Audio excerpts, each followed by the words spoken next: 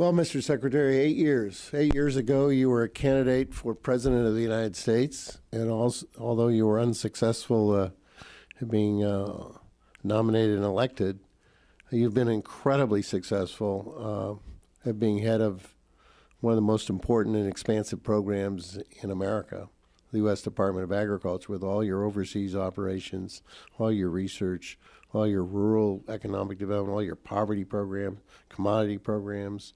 I mean, the list goes on and on and on. And what an incredible agency to be head of. So it's the last day of you'll be in front of this committee like this, and I'd like to just, what are your lessons learned? It don't have to be restricted just to being Secretary of Agriculture, but you've been in government a long time in your career life, and I'm leaving with you, and so I'd just like to know, I'm always trying to reflect on looking back and what did I learn and what can I pass on to the next generation. You got any words of wisdom? Well, let me return the compliment, Representative. I have an extraordinary amount of appreciation and respect for every member of this committee, but I've had a chance to work with you personally, and I know how deeply committed you are to people, particularly those who are struggling. And you've had an impact on me, and you've had an impact on the department through your advocacy and your passion.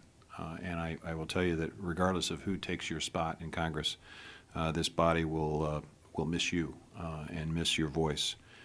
But many lessons, starting with what an incredible department it is.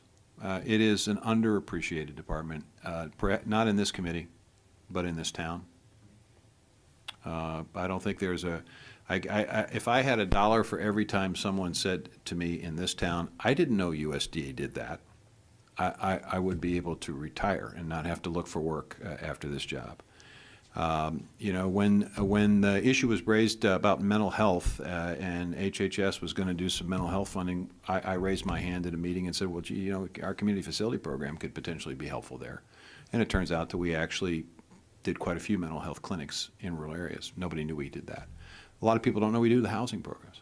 A lot of people don't know that we are involved in business development. So that's number one. And I think it's in order for this department to be adequately funded in the big scheme of things, when you're going up against the Defense Department and some of the other larger departments, it's going to be incumbent on all of us to continue to message the importance of this particular department and the work it does. And that means that we have to message the importance of rural America. And that is a message and that is a lesson that I have also learned over the course of 26 years of public service. It's an incredible place, and it doesn't get the credit it deserves. It is the place where most of our food comes from. It is the place where a lot of the water that we drink is impacted. It is the place where virtually every bit of energy feedstock comes from, whether it's coal or whether it's the solar panels or whether it's wind turbines, or almost all of them are located in rural areas. It's the place where a disproportionate number of folks who serve in the military come from. And people always say, when I make that statistic, they say, well, that's, people are looking for a way out. I say, no, that's not the issue. What this says is about the value system of rural America. The fact that people who are raised on farms and ranches understand that the land gives to us, and we're required to give something back to it. And that value system of giving back to something that's valuable is just in the bones of the people who are raised in rural areas. And so when they look at this country and this country gives them extraordinary opportunities, they say, hey, I got a responsibility to give something back. So it is important, these programs that we're talking about, whether it's rental assistance or business development or whatever it is, it's important for rural America to get the respect it deserves. And that's been a frustration of mine in terms of this job, is that it's really, really hard to crack sort of the media of today, which is all about glitz and glitter. And this place, rural America, it's about the heart and soul of this country. And it doesn't get the credit it deserves. And these hearings give me and you and us the opportunity to focus the attention for just a brief moment. I just respect anybody who's on this committee because you understand this. And then the last thing I would say, I mean, there's lots of things I've learned, is that it breaks my heart that we have this conflict within agriculture. that there are various ways of growing things and raising things, and that for whatever reason we don't speak with a single voice about the greatness of American agriculture. You know, people say, well, do you favor organic? Do you favor GMOs? Do you favor this? And I say, look, it's like asking me which of my two sons I love the most. I love them both. Here's what agriculture does, and I'll finish with this. Every one of us that's not a farmer is not a farmer because we have farmers.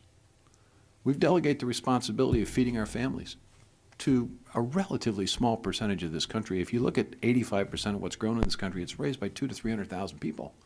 That's less than 1/10 of America. But the other 99% of us can be lawyers and doctors and Peace Corps volunteers and economists and people that work for government and all of the other occupations. Because we never think about, well, geez, do I have to actually grow the food for my family? No, I go to the grocery store and get it. So I'm free to do whatever I want to do with my life. That is an incredible freedom that we take for granted in this country. It is not true in most of the countries in this world. And then when we go to the grocery store, we walk out of it with more money in our pocket as a percentage of our paychecks than anybody else in the world. So we have this incredible economy that's consumer-oriented that allows us to buy stuff. It's unbelievable. And rather than being criticized and criticized and demonized at times, we ought to be celebrating these people, in my view. And we don't do enough of it. So, thanks for the question. Well, thank you.